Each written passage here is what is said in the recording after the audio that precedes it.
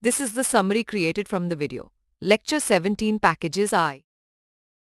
Java's packages and interfaces are powerful features that enhance its versatility and popularity. A package is a container for related classes, enabling compartmentalization of code based on functionality or domain.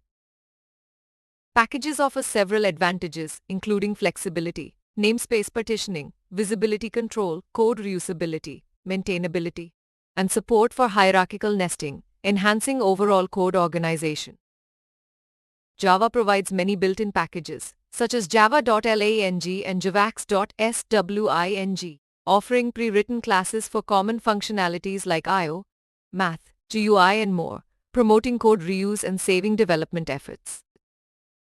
To access built-in packages and their classes, Java programs use import statements, allowing programmers to leverage predefined functionality without rewriting code, although mastering the vast Java API requires constant practice.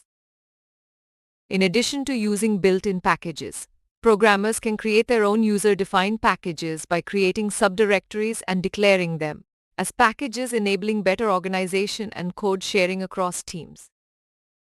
Creating user-defined packages involves using the package keyword to specify the directory for class and Java files, and adhering to naming conventions that allow hierarchical structuring using dot notation for subdirectories. Proper naming conventions for packages, such as using lowercase letters and following established naming styles, are essential, along with declaring classes as public for access and ensuring the presence of necessary files in the correct subdirectories. Java supports a hierarchical package structure, where packages can be organized into subpackages using a systematic directory structure, improving code organization, maintainability, and reusability. When organizing packages, it is recommended to follow guidelines like creating a separate directory for each package, compiling and storing class files individually, and using import statements to access classes from specific packages. Access modifiers play a crucial role in controlling information visibility across packages, allowing programmers to manage access levels and ensure encapsulation, a topic that will be covered in the next module.